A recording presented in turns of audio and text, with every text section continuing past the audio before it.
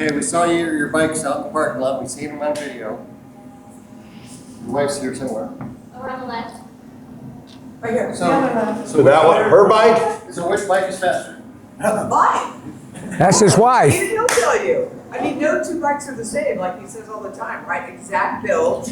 But mine was what, like 3 pounds? Yeah, I took a hairdryer and I heated up the barometer sensor on the dyno. Gave her a bigger piece of paper. Plus, you know what, I'm lighter, so you know I can get there faster. No, seriously, her bike makes 163 and 156.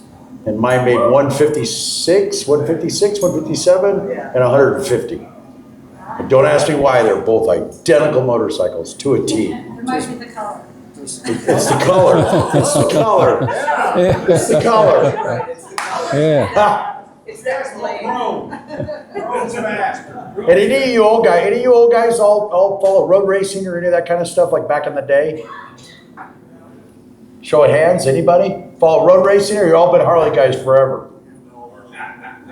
You guys ever heard of Wes Cooley? Yes. That's his sister. So when she says she's gonna run with the boys, she'll run with the boys. Raised on motorcycles at racetracks. Makes it fun. It's fun. Very cool. Tell them how you started. Well, back in Alabama, it's a little bit different. It ain't like California. We had to haul all the moonshine in all our old 46 Fords. Not like you California guys, they used those high-dollar limos to carry their around. That's the difference. Alabama is a good place. I lived there for, I don't know, 50, almost 60 years. I'll be 86 next time around. But we love Alabama, and we love coming to Sturgis out here. You get out here, Alabama's a little bit different. It's just a bunch of us old rednecks in the mountains and stuff. But out here, it's got beautiful land, beautiful mountains. I'm kind of really disappointed in all this fog or smog that's in the air out there. It's like living on a different planet. But today, it turned out pretty nice. We got up in the mountains, and about really screwed up when I'm following my buddies up there. They got I was in my SUV, and they were on their bikes. They got me in a 90-degree turn with it. I almost had to cut my car into it, turn around up there. Thank you, guys. So, what about you? What you been doing today? Okay, so I know most of you guys are curious where I'm from. So I'm a beach kid, surfing. It's what I grew up doing. I was supposed to go to college to play football, offensive lineman. Signed with Boise, Idaho.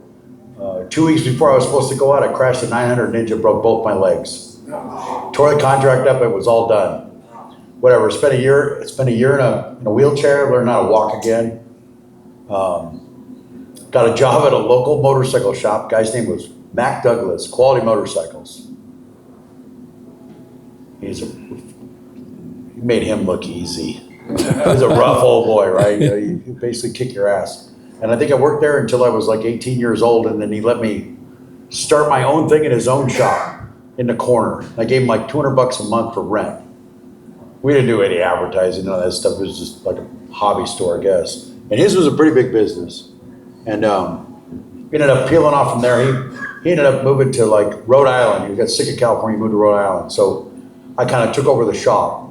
From there it just kind of went on, and then we got into, we did a lot of GSXRs, Suzuki's, Kawasaki's, a lot of Japanese stuff. I got hooked up with Suzuki. I was doing endurance championships with Wira. From the USA, AMA, WSMC were race clubs. Build motorcycles, I was racing them at the same time. Found out that I'm not a top 3 guy. I'm a 4th back with the pro guys there. So we race with guys, I don't know if you heard of guys like Chuck Graves, Curtis Adams, Bruce Tebow. These guys were fast. And we'd show up at Willow Springs, the fastest track in the West. And we come off at turn 6 out of the start finish line, and I look out into turn 8, and they're already running into 8. So that's where I finished. When they would leave and go to an AMA race, I got that spot. So I got a couple seconds. Turned out I just wasn't that fast. So, but I knew how to build bikes. I think it was 1989, 1990. I hooked up with a guy named Jeff Stern, who is a very well-known AMA road racer, has a ton of AMA championships. He's all Suzuki. Kind of took me under his wing, sold me some parts. I built a 93. I bought Valvoline, Yoshimura Valvoline's GSXR 1100 in 1993. It was Chuck Graves' factory AMA bike. It was a super sport bike. I bought that motorcycle, brought it into the shop, and then we raced super sport that year, and we did what they called Suzuki Grand National Championship. So you go to Atlanta, we would race the Nationals. If you won, remember this is 1993, it paid $6,000 to win, if I remember right, $6,000 to win, and the contingency was like another 10 grand. So it was some good money if you didn't fall down and you didn't crash or blow shit up. So anyways, after that we decided, hey, I decided, Curtis and I have been together ever since, and I think we've been racing together for like 35 years. We've won a ton of championships, a lot of fun stuff, a lot of good times, bad times, whatever. And so we decided, let's build a Formula USA bike. This is pretty much anything goes, just no turbos, no nitrous, but anything goes. It's got to be a factory frame, factory cases, do whatever you want. We ended up winning Formula USA Championship, I think in 93, and I dragged around and then the next year I dragged around a super sport bike as a spare bike, and we went AMA racing. So kind of interesting, you know. Learned a lot of heartaches, a lot of driving. We'd leave California, we'd be in Atlanta in 47 hours. We could make it to Daytona in 46 hours. And it was just Curtis and I in this little stupid van with a little 10x8 trailer running all over the country. And of course, I was a kid. I crashed the van. It was Curtis's van. A lot of ups and downs, but learned a lot through all those things. You got a lot of awards though for Tuner of the Year. Yeah, that was with the Triumph. No, yeah, hang on, I'm getting there, honey. Oh, okay. Yeah, I'll get there, honey. And then, I've been married to her forever, so she knows more about me than I know about me. Probably more than I want. You probably don't want to know some of those stories. So I think, and then, so we did the Suzuki thing. I was sponsored by Suzuki. We had we got a full rig. We did all this crap. They gave me like 4 or 5 motorcycles. It was a good time. In 96, I opened a Triumph dealer. So I was a second Triumph dealer in America for the new generation Triumph. I don't know shit about the old ones, just like I don't know shit about Evos or twin cam or Evos and what is it, knuckleheads? What do you call that old shit? Shovels. Yeah, there you go, shovels. Shovels. I don't know shit about them, and I'll admit it every day. Give me a twin cam or an MA, let's go forward. I opened a Triumph dealer. It was in Orange County. It was the second Triumph dealer in the United States. I think we sold like 25 bikes the first year. It's like, wow. Yeah, it's pretty something, right? And then I picked up Moto Guzzi. I picked up Victory. When Victory first came out, I was the first Victory dealer. Arlen Ness was the second one. And so we were he was in Northern Cal, I was in SoCal, and then they started going across the country. And let me tell you, those were a fucking pile of shit. 1998 to 02. Man. And then the 03, the Freedom motor came out. One of the best motorcycles I've ever ridden. Honest to God. Victory, Freedom motor. My warranties went from like 20 grand a month to $200. And we went from selling like 25 bikes to almost 100 bikes a year. It's a great product, fantastic product. Then we decided while we had that, I think it was 1997, the Triumph came out with the Daytona. You guys all saw it was like a 595. Everybody thought it was a 600. Well, it was Triumph's 5th generation 950 cc's. Everything Triumph did was a T model. So T3, T5, T7. The Triumph Tiger is a T7, T5, T3, blah, blah, blah, blah, blah. So we decided to Curtis, I go, let's go race AMA. And we'll race against Don Tilley. He's got his Harleys and he's fast. Let's go. And he had Sean Higbee riding. So we built these stupid Triumphs. Went to Daytona. It was the first Triumph to win Daytona since Gary Nixon in 1964. So it was really cool. And everybody loved the sound of that 3-cylinder up on the banking. And so we win the thing. And anyways, we raced all of AMA. There was that season, there was 13 races. We won 11 of them. And Don Tilley, we were at Road America, which a lot of you guys are from Wisconsin here.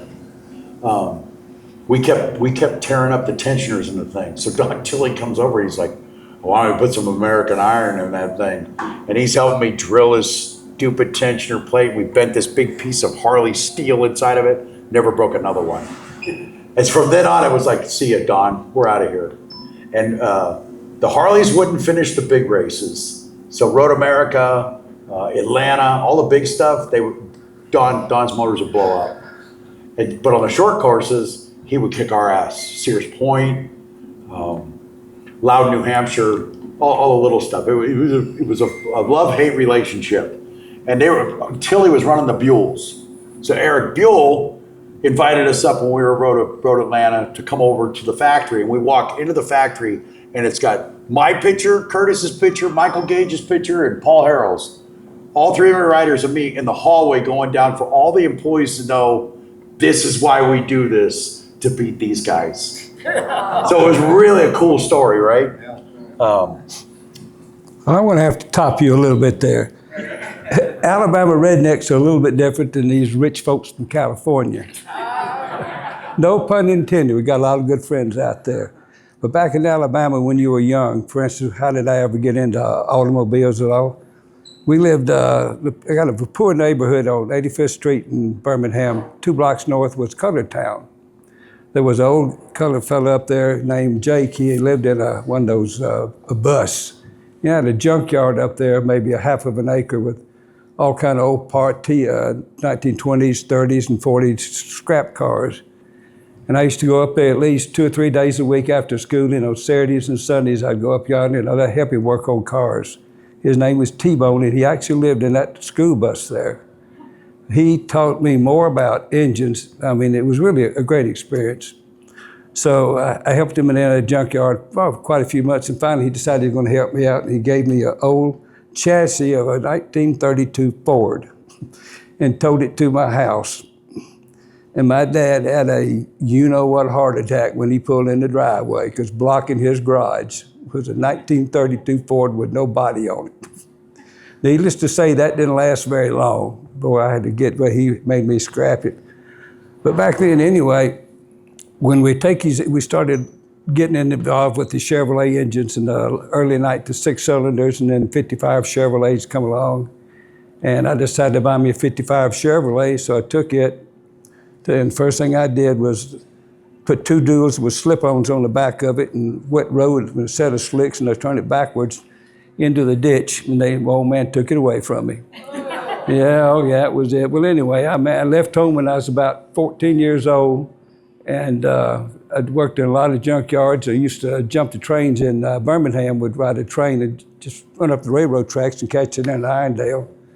But anyway, long story short, fast forward, tuning cars. I bought a distributor machine in 1957 because I wanted Bobby Allison and everybody in Birmingham, they're the NASCAR guys. I'm sure y'all heard of them there. They started building some pretty hot cars in the dirt tracks and in the big race tracks. So I bought a Sun distributor machine and decided I'm going to turn myself how does an engine, what makes it work besides the camshaft and the lifters. I mean, the ignition timing tables are the most important part of any of the guys' bikes that you got. It's not your cams, it's not your compression, it's the ignition system. So I bought that distributor machine, and I got real popular with all the NASCAR people because they never knew what a Sun distributor machine is, and I still got it in my shop to this day.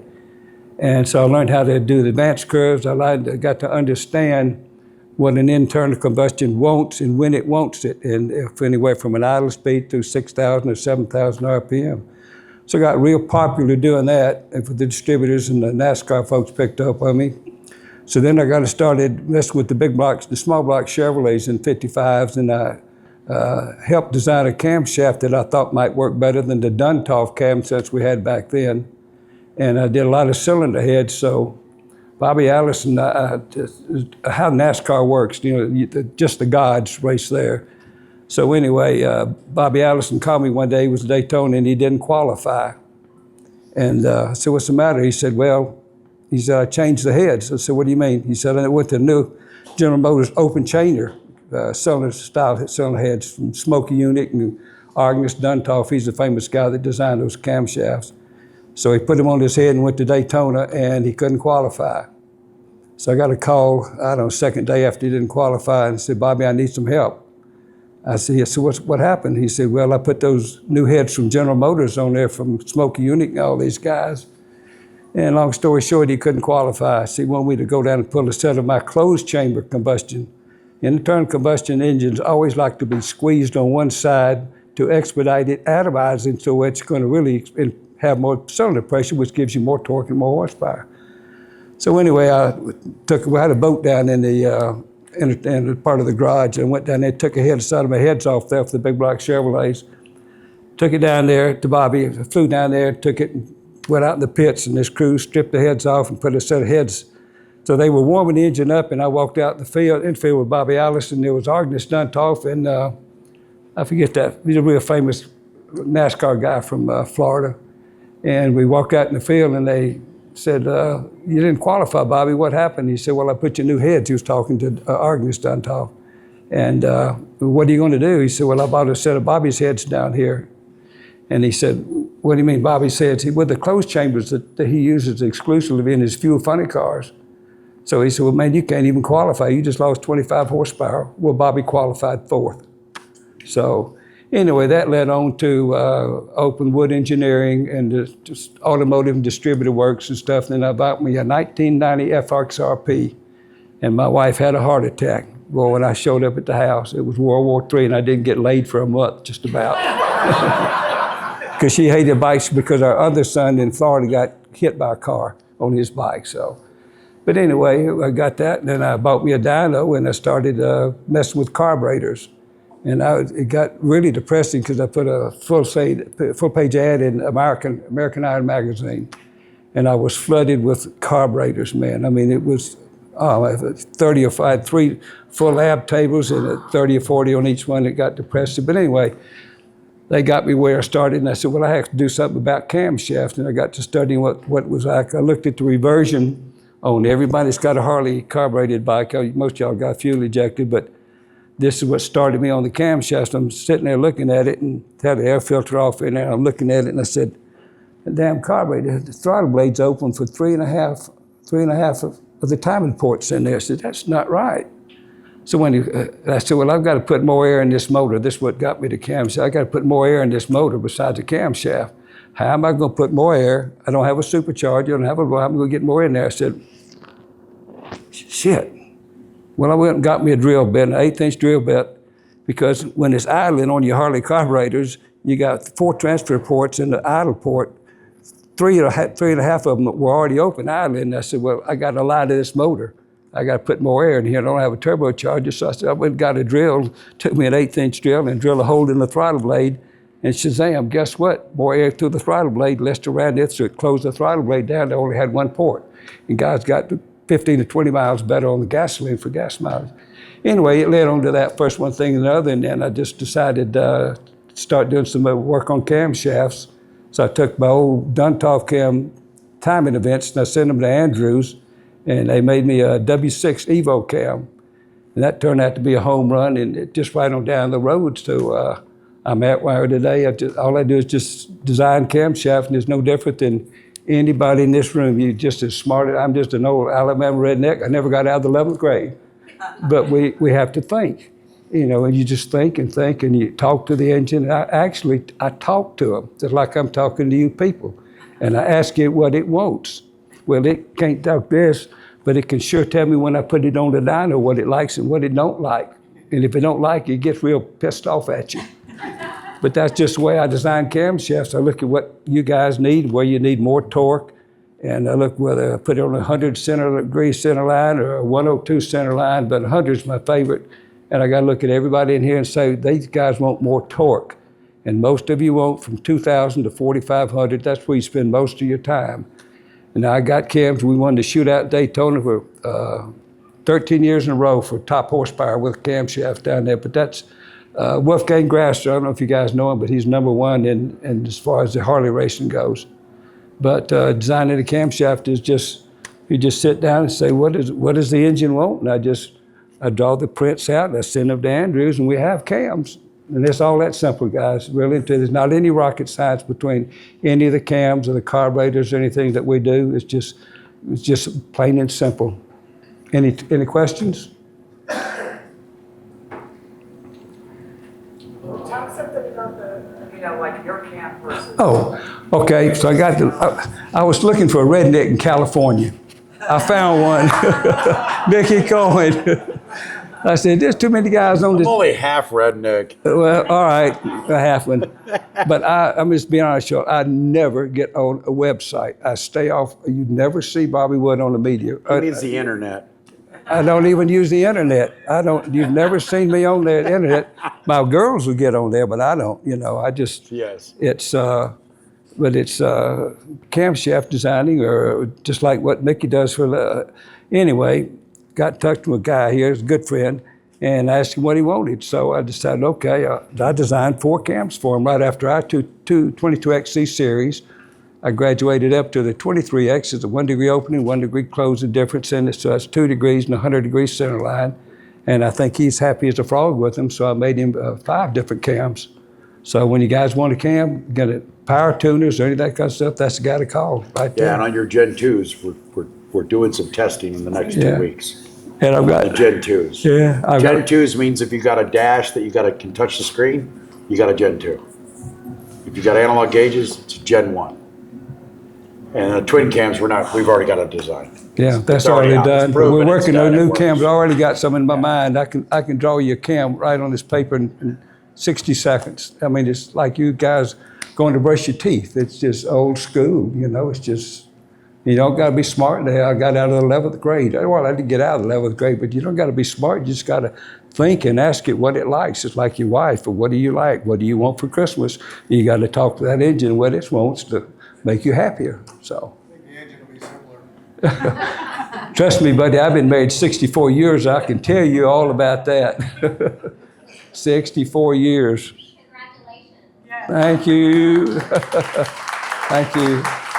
But I cheated. It was 10 years on the first one and 54 on the second one. But my first wife was a beautiful woman, one of the best you ever. I just fell in love with another lady. That was just all as simple, that easy. Yeah. All your cams, or do you have to, are they a drop-in, or do you have to? We have bolt ends, and on the website, if it requires springs, you go there, it tells you which required it. Our number 1 seller right now, hands down for the last 3 or 4 years, is our 22XE cam. And our 23XE I make for this gentleman here. Here's is 2 more degrees, one opening, 1 closing, so it'll make maybe 1 or 2 more horsepower for the ones I made for him.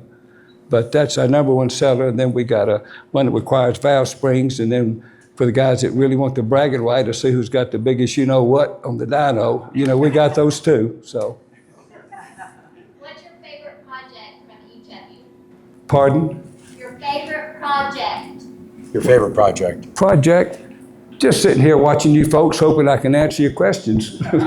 Really and truthfully, it's what I can do for y'all. You're why I'm here today. And I couldn't afford to be on that motorcycle out riding around or flying one of my airplanes if it wasn't for you guys. You're the ones that really make our living. Without you, I'd be back down with the junkyard working there. So, for real, you guys are really why we're here. That's what my job is anyway. Any questions? You guys ever thought about putting a ride together, like they do at Legends Ride, something like that? Because you guys are 2 legends. We're both old. I can't hear shit. He's old and I'm Let me deaf. tell you something, guys. I'm 85 years old. I got 2 metal knees. I locked him in a 250-mile-an-hour crash twice. So I got 2 metal knees and I can still walk a mile, but I'm 85 years old, and I can't pick them up when you drop them near as easy. And I've dropped my bike a few times, but I still ride them. I still do, so. Yeah. What's your favorite cam for a twin cam? Honestly, it's a 222 series, whether it's a 99 through No, a it's a 223. 222 is outdated. I got to straighten this guy. He hadn't got those cams yet. The 222-1 is for 99 through an 06, and the 22-6 is for an 07 and later. But that is our number 1 seller, and I'm jerking his leg. He knows that. Yeah. It's a good, if you've got a 88, a 96, or a 103 bagger, I use the 222s or the 223s. It's what I use.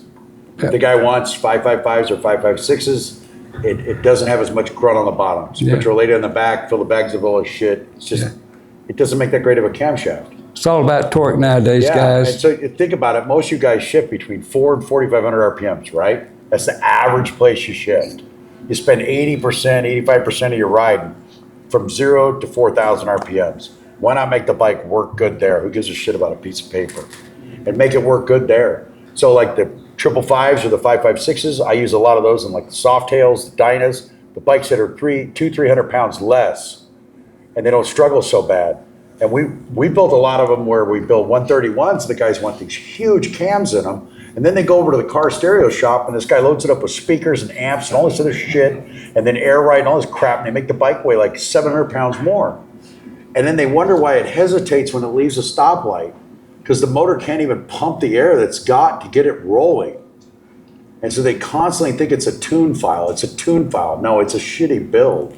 So put a cam in it that makes more torque with all this crap on it. Doesn't make the numbers on some stupid dyno, but it drives good. Just a word of thought. And I run into this all the time, you know, especially with all these aftermarket guys doing stereos and stuff. And they just add so much weight to the bikes that the bikes don't get off the line. So now you got to build a motor that pumps to get it off the line. So it's not always the best to have the best horsepower number at all. We won a lot of races without horsepower. We won a lot of races without horsepower. And we were always the underdog. Everywhere we went, we were the underdog. And I've learned that my whole life. I've always been the underdog. I wasn't the fastest runner. I wasn't the biggest power lifter. I had to figure out a way to get around. And believe it or not, you make a bike work better and it will go faster with less effort. Daytona 1993, we're running GSXR 1100s. My bike's making about 187 horsepower. And we're sponsored by a ride, Dunlop. I mean, it's no holds barred. It's real racing stuff. And Curtis, I think, crashed. He crashed 6 times, 2 days. And as the bike would come from the infield and get onto the banking, the bike would make like 74 pounds of torque, and it would go from 74 to 115 pounds within 1,000 RPMs. So it would light the tire off, which we ride our bikes leaving a black mark. We know that when we come back around the racetrack, it's like, oh yeah, that's where I was. Oh, I was way offline. Oh shit. And Curtis would be getting on the banking and it'd spin the tire up, he'd hit the wall, crash into the wall. And a ride would come over and go, this is your last helmet for the whole weekend. And it was like Saturday. So I ran over to MMI. I called my buddy that's a school teacher at MMI in Florida, took the bike over there. I just redegreed the shit out of the cams. Like Bob says, he had a 1 degree and 1 degree. A lot of people don't think that's a big deal. It's a big deal. I took the cams that were in that bike that were at 98, 106. Those are called lobe centers. And I rolled the exhaust cam back to like 100. It took 15 pounds of torque out of it. It like flattened the torque curve out. It made the bike more rideable. And we won Daytona. So not always is it just some stupid peak, ridiculous numbers. You want ridiculous numbers? Put this big blue bottle on it, turn it up like this and hit the button. You can make 100 horsepower in seconds. There's another little simple thing you guys can do to your bikes. It's one of the best tricks where you can just buy a cam, lifters, push rod install kit, and a tuner, and turn your bike into a rocket ship. And I know y'all all know Burt Baker Transmissions. Some of you don't, Bobby. They make a different compensator, a 30 tooth. Most of you people have a 34. You can put that in there and get equivalent if you put a 140 or 150 inch motor in your bike for less than $1,000, about $700 or $800 compensator. It'll increase your RPM cruise about 300 RPM, but I'll tell you what, it will change your life forever, especially out in a place like this where you got all the hills and the mountains. There's no more slipping the clutch starting off with it. It's the cheapest $75 you'll ever spend in your life in an hour, no more than an hour to put it on. It's made by Baker, their 32th compensator for your bikes. Any questions?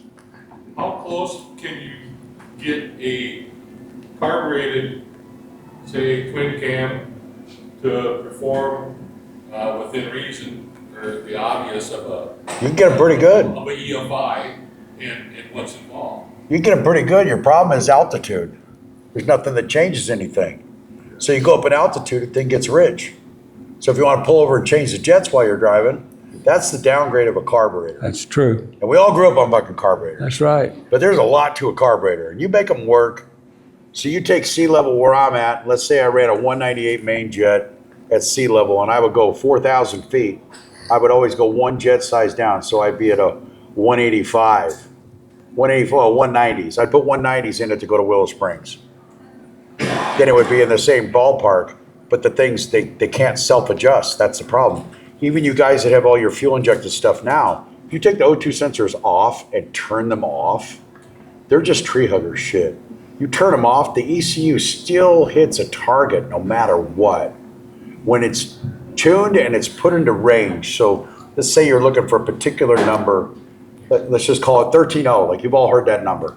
13.0, and you get the air fuel ratio coming out of that motorcycle, I don't care what cam's in it, what size motor it is, doesn't matter.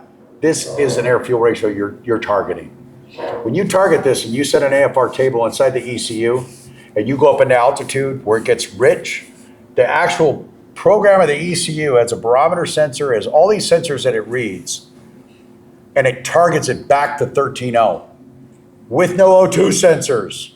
So everybody that thinks O2 sensors does everything, they don't do shit. It's actually a calculated math in the background of the ECU that programs it all and puts it back. That's why a carburetor, you go up in altitude, you're like, fuck, this thing's a turd. Because it's just dead rich, just gas washing the cylinders. Because a carburetor does not pump fuel. The engine sucks the fuel out of the carburetor. And believe it or not, it really doesn't even suck it out of the main jet.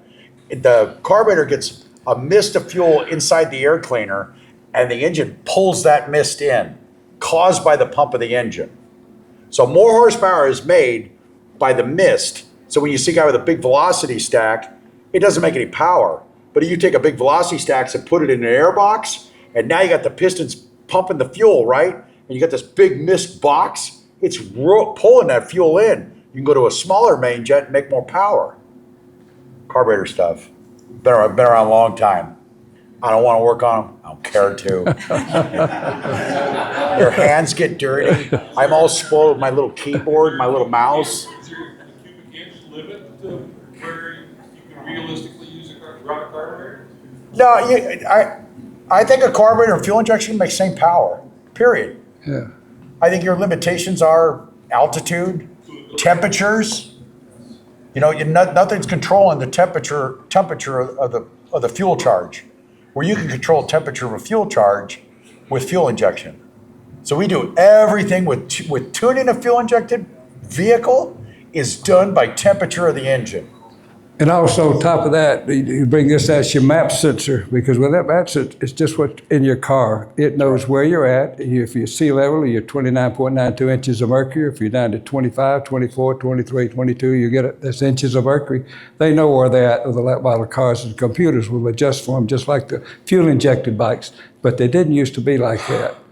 But we did used to modify the CV carburetors here, still have them where you can pull that trick off, because we lied to it. We changed the CV slide springs, things like that for the carburetors. But it's all about inches of mercury. When that air is actually being 29.92 inches, if you're down the coast, that's what's forced in there by atmosphere. It doesn't suck it in, it's forced in. When you get up here, you'll be down to, say, 10 inches.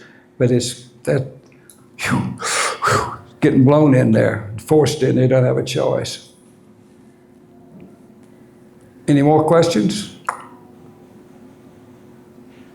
Okay, obviously, I've learned about this and you from the internet. What new? I'm learning, Yeah, learning more stuff because of the internet. well, and I found you. I was like, Yeah. this guy's a freaking riot watching your shit. Yeah, I'm not trying to sell you anything. I'm just like, here, you could buy whatever the hell you want, but this is what I use. I like the way you talk. It's really great. How in the world did you end up in Hay Camp? A what? How did you How did you end here, up in Hay Camp? right here at Hay Camp, Rapid City, South Dakota, Hay Camp? What brought you here? Well, I used to have a booth here at Exit 32 back in the 1980s. That's how long I've been coming up here. 88 or 90 was the first year I had a booth up here. Selling carburetors down to Exit 32, second red light off, across the street from that BP or whatever the state gas station. That's how I started. Had a little old tent with 4 poles on it and a red top on it. And I started that off, and most of my friends are dead that were with us back then. That's been a long time ago, but Sturgis was the place to come to, and people would come out of California, especially the California mountain people, and they get over the mountain, they'd be fouling all their spark plugs with carbureted bikes. And that was a home run for these guys because I was building the carburetors back then. But I'm going to tell you what happens when you deal with carburetors and some of the characters that are different from California people and us folks is East Coast. So hope not a lot of y'all are on the East Coast. But I did a guy's carburetor from New Jersey, and he aggravated me more. It ain't doing this or doing right. He'd send it back, and I'd check it out. It's okay. And so anyway, long story short, fast forward about 8 or 9 months later, I'm at my booth at exit 32, and a guy, little short guy, he was maybe 5'3", something like that, and some kind of weird haircut. I mean, he's just a little redneck, like almost. Anyway, so he come walking up there, and 4 of his buddies pulled up in the bikes behind his, and when he pulled in the lot, I heard his bike. I knew he didn't hook up the VOES switch, that's vacuum operated switch, but it's not, it's a vacuum line that goes to his carburetor. I could hear it because he lost 15 degrees of timing in about 15 miles, 20 miles to the gallon. So he walks in there, real cocky guy jumps off his bike, and oh, this is so funny.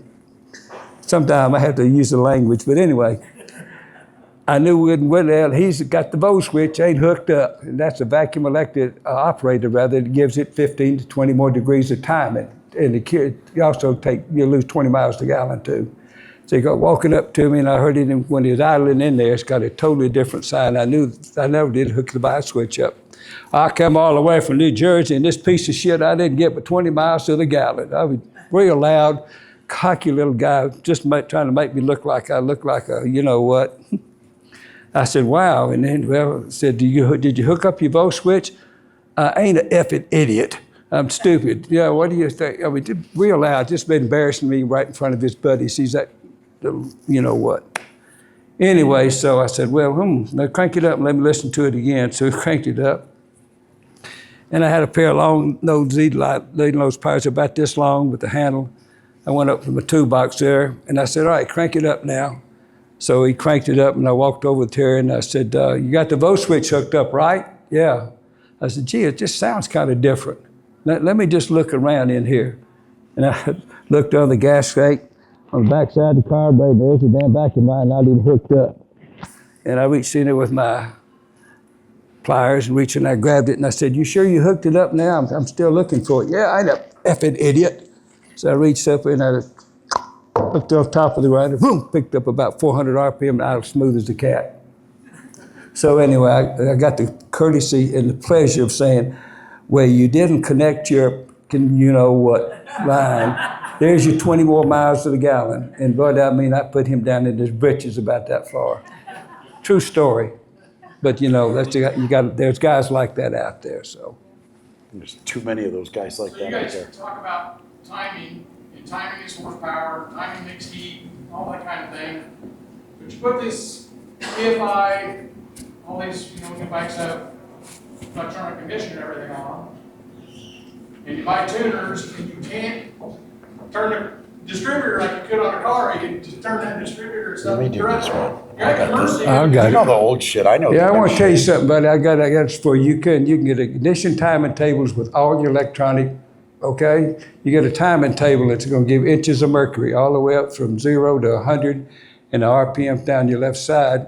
And all those blocks will have a designated, like starting out in the 45 from 10, 20, 30, 40 inches of manifold pressure. And there's a timing table. And all you got to do is send me print it out, send it to me, the front rear cylinders. And there's a column I really look at. I look at the 0 to 80%. That's normally most of your cruise ranges in there. And I can tell you exactly how many degrees of timing you need at any of those quadrants from idle all the way through 6,000 and anyway to 100% wide open throttle. Just took all that, print it out, send me the front rear cylinders, and I'll tell you exactly what what number, go 80 to 90% column, 90 and 100% column. I'll tell you exactly what to put. Like at 1600, you'll put in 18 degrees. At 2000, you put in 22. At 2500, you'll go up to 26. At 3000, I'll put you up to 30. And 3200, I'll put you about 36. And it's done. It's that simple. All you gotta do is just print it out and send it to me. How do you get that information? I got it, but I was building distributor machines back in 1957. So I mean, I know I know in my head how much timing you need. It's just, it's an internal. I understand where you got it, but how do I get it off of my bike to send it to you? You print it out. Go on your computer, go to your timing tables in your computer and print it out and just email it to bob@woodcarbs.com. Done deal. I'll give you a card if you want. Okay. Yeah. So you got to have a fuel management system on it? Pardon? All of them have a few management. They got the carbureted bikes that can do the timing tables for those. Nobody rides carbureted bikes anymore. Well, they might. Look at that. Here we go. Here we go, Mr. Carburetor. Well, just to help you out here, I did draw you ever heard of Dynajet? Anybody in here? Everybody knows Dynajet, right? Well, you can call them and ask them. I designed and writ all 4 timing tables that's used to this day for all the distributors and computers that you see on the bike. I did all those timing tables. You can call me and I'll be glad to give them to you. Anybody wants that? No big deal. And if you've got a Power Vision, you don't have, what kind of tuner you got for your bike? Thundermax. So, I'm sorry. it's okay, no. I can still tell you. You know, just the software is so antiquated. That's what makes it so difficult. So like, you got a Thundermax, right? They all do the same shit. I don't give a crap. They all do the same shit. It's just what makes it easier for somebody to use to make it work better. Right. So on a Thundermax, you look at your timing table. You got like 25 or 40 of them in there. You got a timing table for every 150 RPMs. And it's How are you supposed to find the fucking knock every 150 a RPMs? 4-hour job just to move 1 degree. If you Right. if you send me those timing tables, I can do it in less than 3 minutes. For real. It's that simple. I did every one of them for Dynajet. Every one of the ignition timing tables and all their modules, I drew those back 30 or 35 years ago. For real. Well, I bought my bike, we put that tuner on, Who's tuner? Thundermax. Wow. I'm sorry. It's okay. It's pinged every time. No shit. Last time, send me your ignition timing tables. You call them, because they call me to get these timing tables. They do, Thundermax. You call them and tell them you want your timing tables, send them to me, and I'll tell you exactly what to put in this column. All I want to do is know where you live, what your compression ratio is, and what size engine, and what kind of pipes, and I'll dial you right in. No big deal. All right, Guaranteed. I'll get your card. All right, no problem. You're over talking it. They don't understand a fucking word you're He saying. knows what I'm talking about. Yeah, he Don't just you- knows his bike pigs. Well, it's in your timing table, the numbers, you got too much timing, that partial throttle of the VOS switch with 0 to 5 volts. But what if it's mechanical? What's the build on it? It's fuel injected, I know, but what's the build?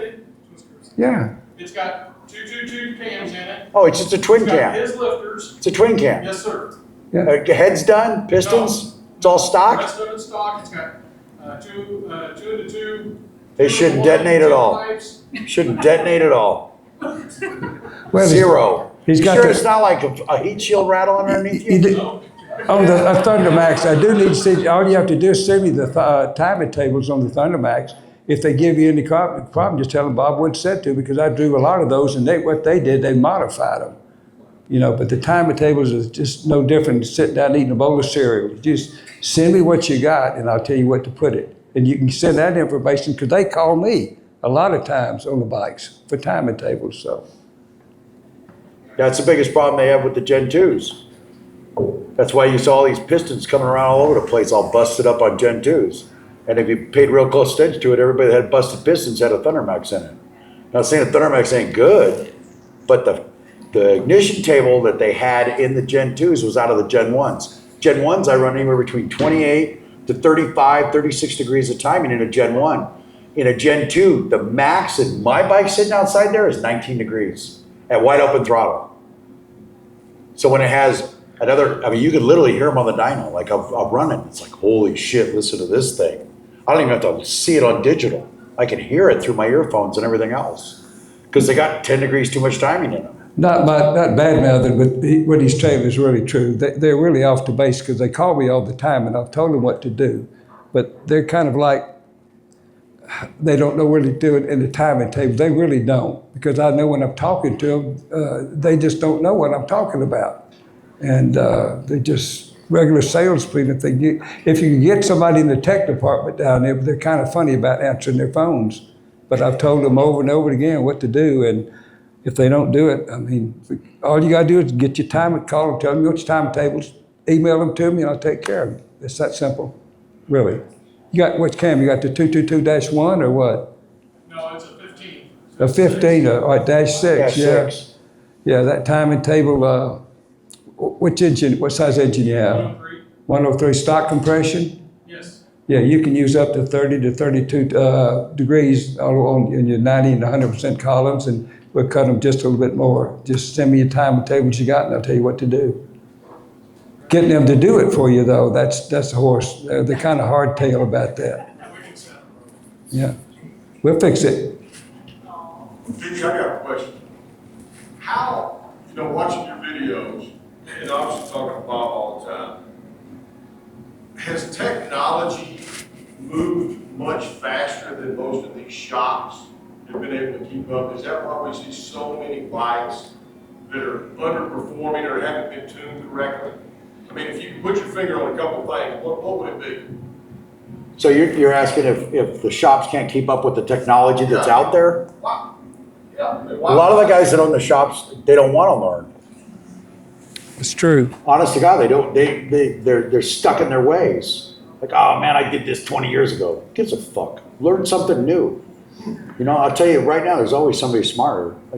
He's telling the truth. That is a big I'm problem. pretty smart, but this guy's a lot smarter than me when it comes to No. a camshaft. Now, it comes to riding a motorcycle, I'd kick his ass. But, but no, I think that He's bigger than me. Don't let him blow you. I think, it's not complicated, honest to God. It's really not. It's really simple. And like you guys have seen some of my videos where like Dusty comes out from Dynajet. So Dusty taught me how to tune side-by-sides, CVT vehicles, which means it has an automatic transmission, right? One gear. So Dusty taught me how to tune all that stuff. So Dusty really knows what he's doing. I taught him how to do Harleys. He had no clue how to do Harleys. He did the first one. I'm like, what the fuck is this, dude? This ain't gonna work. And now he's, he comes down once a month with me because we have so much. And he's like, I don't understand what's wrong with these shops. These bikes are easy. Yes, they are. Until like he won't take one that's got a big cam in it and all this shit in it. He's like, no, that's you. You go do that one. Because I end up spending like 4 or 5 hours doing a big cam. But a stock bike takes me literally like an hour, hour and a half, max. So he always wants to grab all that crap. But he said like, how do I explain that? So like a lot of shops come and they kind of go to school with me. But I always tell them when they're going to come to school with me, you guys better know how to use the software. You know how to work a dyno. You know how to drive a bike on a dyno. Oh yeah. And then they come in and you're like, are you serious? This is a customer's bike. You're beating the shit out of it. You're going to break the crank. They don't even understand the load cells and you've seen it where like I kind of run the cells across and you never hear the bike just like rev the shit out of it. I'm not beating the crap out of anything because there's no reason to it. It won't build a good fuel map. So you see, I have some of these kids come in and I have to kind of teach them how to like drive on the dyno.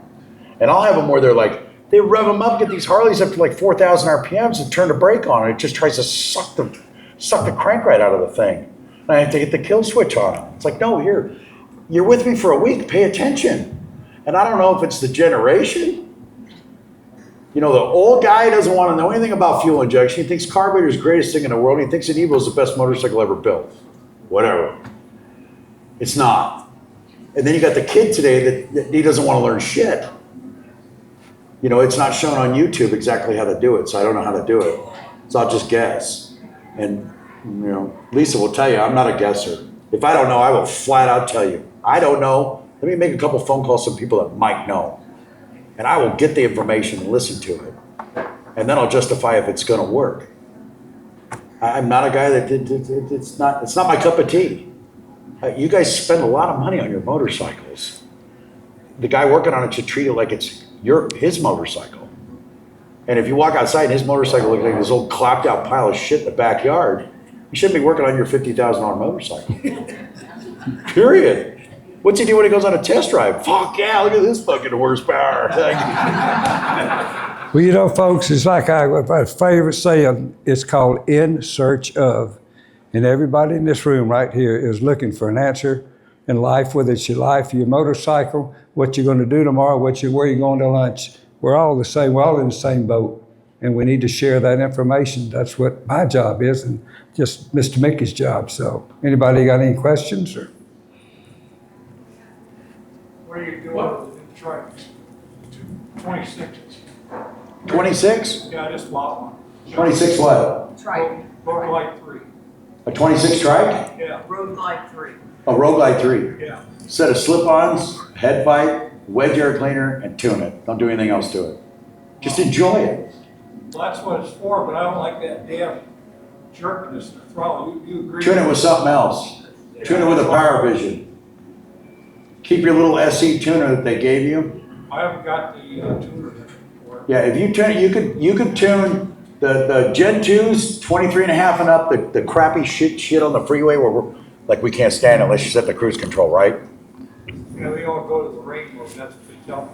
Well, Raymo's a babysitter for you. So if you only turn the throttle to 56% ever, then drive it in rain mode, because wide open throttle is 56%. The throttle blade will only move 56%. The difference in all those like sport mode, rain mode, drive mode, all that crap, all it is a babysitter. Right. It's a babysitter for your hand. Well, I want So- it the way it should be, like the old one I have now. You just go all the way up through the throttle, it doesn't fall on its face and jerk. I can tell you I've tuned like 4 or 5 26 RG3s, Right, and they're smooth as glass. right, that's what I'm And looking you can ride down the freeway on a bumpy road in California with all the whoop you do is from sitting in rush hour, and it doesn't go duh. So if you take it some guy and he tunes the thing and it feels just as shitty as it did when you took it in, take it back. It's my number one statement to everybody. Take it back. If it doesn't feel smooth when you drive out of there, the guy did a shitty job. There's nobody in Denver that knows how to tune that. Say again? Nobody in Denver that knows how to tune. That's because there's 6 or Well, that's why you drive to 7,000. California. You drove all the way up here. I'm closer than this place. Well, I get that, so I mean, I drove up here specifically to see you. Because, you know, the guy that's got the shop down there, he's into the older bikes, doesn't do a lot with the new ones. And the other tuner uses his cell phone. Oh, no. Tunes it on his cell phone? He's full of shit. Period. Yeah, I know, but I'm just saying, that's why it's worth it for me to drive 1,000 miles to your shop. If he thinks he's tuning on, let me just tell you, if he thinks he's tuning on his cell phone, what he's doing is he's using the target tune that comes with the PV4. That's what he does. He's using the stock O2 sensors. The stock O2 sensors will not go below 14.2. No matter what the hell he changes in the AFR, the V, or if he whatever he changes in the VE table, throttle ramps, whatever he changes in all the shit on a computer and then loads it in, because it goes on his cloud. Right. Here's the problem, he doesn't set the AFR table, so no matter what the hell he did, it goes right back to where it was. Within 30 to 40 miles, it's like he did nothing except turn off the speed limiters. Well, I ordered the bike, and it's gonna be here next month. When it's broken, I'm gonna come to you. It's broke in. As soon as you drove it off the lot, it broke in. These are roller bearing motors. Okay. It's a big bullshit myth for all you guys. You pamper a motor and it will absolutely 100% burn fucking oil. Honest to God, these are roller bearing motors. This is like a 79 KZ1000. It's a roller bearing crank. There's nothing to break in but rings. If you fire it up and it doesn't smoke, it's broke in. Period. It's got a cast iron ring and it's got a chromoly ring. The one ring wipes the walls, the other one holds the compression to push it down. It's all it's for. The bottom ring puts the oil out, one wipes it, one blows it down. When we build motors, we build big motors, we build fast motors. What do you think when we road race? We can't go put 500 miles on a motor. That's ridiculous. So we do a plain bearing motor. We put basically the loosest bearings we can in it. So a stock bike, we used to run them like at 3,000s for cranking rods. Now we run them at 1,500 so we can squish the heads up tighter. We don't give a shit. Let the bearings wear out faster. But normally, in the old days, we would make a bike basically have like 30,000 miles on it. And we go to the racetrack. But we do 4 or 5 heat cycles, it skins the rings up, it's broke in. If you got a tuner that says you need a break-in tune, or you gotta break this motor in, find somebody else, he's full of shit. He's totally full of shit. The manufacturer doesn't break a motor in when they hand you the motorcycle. They just say, come back at 1,000 miles, take all the metal out of it that we didn't take out when we built it. True story. Lisa buys her road kick, and she's at the Harley dealership, and she goes, yeah, you know, and the guy's walking around doesn't know that I'm her husband. And she's like, oh, you know what, I'll go do the tour thing, you know, this whole, pretty cool what they do. They really treat you like family. I think it's a good idea. So they take her through all the bullshit, and the guy walks her to service like, you know, it's really important you come in and, 1,000 miles, we gotta take all the metal shavings out of that motor. And she looks at him and says, I'm paying 50 grand for a bike with metal shavings in the fucking motor? Well, no, I ran home and said to him, oh my God, is there gonna be metal shavings in that motor? He looked at me like, like, are you that dumb? I'm like, well, I don't know, they told me there's gonna be metal shavings. He goes, if there's fucking metal shavings in there, we got more than that probably. Yeah, so in all honesty, like your shop builds you a motor, it's literally, we do like 4 or 5 heat cycles. I have a vacuum tester that we made like a rubber thing that screws into the dipstick. And we wait until the motor gets 5% pressure underneath the rings. We dump the break-in oil out of it, we dump race oil in it, and I roll it up on the dyno. That's how we break them in. I know when Triumph motors came, they have a real longevity. They'll go 300,000-400,000 miles because they have a chrome ring with a nickel sill liner. The nickel sill cylinders allow you to run the clearances tighter to the pistons, so the piston doesn't have so much rock. Harley doesn't do that, so we got to have at least 3.5 thou. So the piston rocks. That's why they wear out. That's why you see the skirts get all the marks on them. And everybody uses a fucking K&N air filter and they never clean the damn thing. The biggest killer is your air filter. Honest to God, it's the biggest killer in your car, motorcycles, is a K&N air filter. But they do make more power on a Harley. Harleys want a lot of air. They want a lot of air. The M8s, not twin cams, you know, Evos, knuckleheads. They can run a carburetor. Consider the source. Yes, right. So, nevertheless, the M8s, Gen 1s, Gen 2s, they like big air cleaners. Look at Harley Davidson, they're racing now. They're learning from racing. The old school thing we used to do was win on Sunday, sell on Monday. So look at their bikes and look what they're doing. If you guys are trying to build like performance stuff, don't try to reinvent the wheel. Look at how big the air cleaners are that are just on these Gen 2s. They've got a runner track almost 1.5 feet long. So it picks up the velocity. And I know a bunch of guys saw the video where I did one where the stupid dealer puts an air cleaner on a 68 throttle body and blocks off 1/4 inch of the hole of the throttle body. On a Gen 2, it wants air. So the proper air cleaner works. And the difference between like a wedge, a lot of you guys have wedges, it's more comfortable because it doesn't get in the way of your knee. But the L actually makes like 8-9 more pounds of torque than the wedge because it's got velocity to it. So if you look at the factory race bikes, their air cleaner's sitting almost by the fucking headlight and it's massive. So it gets all this velocity and these motors want air. They want air and they want fuel and they want tuning. That's what they want. And they make a ton of power and they're very reliable. But if you roll out of your motorcycle, you take it to some guy's shop and he built you a motor and he says it's tuned and all this fucking wazoo shit and it runs like shit until 3,000 RPMs, take it back. Take it back. You guys start beating these guys up that want to play in the modern field that know nothing about R1s or GSXRs because that's where it's all going. Indian is, Harley is, it's not your old grandpa's shovelhead. Consider the source. What's a good motor oil? We know what a good California rednecks are. You have to excuse him sometimes. Mickey, Yes. What's a good motor oil to run in the new Gen 1? What's a what? Motor oil, Gen 1. I use Motul 7100 2050 in all 3 holes. Anybody that tells you got to put fucking gear oil in it's an idiot. So then that's like telling Honda, Suzuki, Yamaha, Kawasaki, Ducati, Aprilia, Moto Guzzi, that motor oil in a transmission doesn't work. Never done. They all carry one oil. So why not do it in the Harleys too? Been doing it in my bike since 2015. Honest to God, before 2015, I hated Harley Davidsons. I thought they were the biggest piece of shit I ever worked on. I didn't want to work on them. The parts were miserable. They leaked oil. I could tell you I did not like them whatsoever. True story. Magazines would bring me all their vehicles, all their motorcycles for me to do dyno tests so they could put it out. Cycle World, Road Racing World, yada, yada, yada. The 2014 Street Glide came in. I was like, man, that's a pretty nice looking motorcycle. You can see the fit and finish. They got rid of the tape deck for a stereo. The 8-track, right? They like put nice they put nice gauges on it. They put the fit and finish. And remember, I worked for Triumph Motorcycles for 27 years.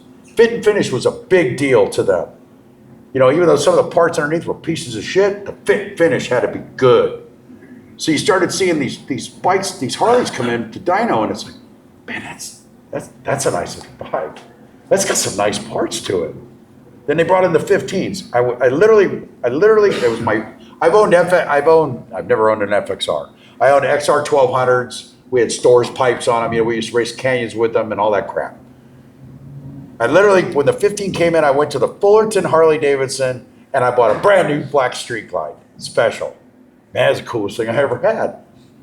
I never even built a Harley motor. I've only built Suzuki's, Yamahas, Hondas. I've been building those for 30 years. So I buy this Harley, and then we both had victories. I had a Hammer, Lisa had a Kingpin. And so I buy this Harley, and it's like, well, I want a Harley.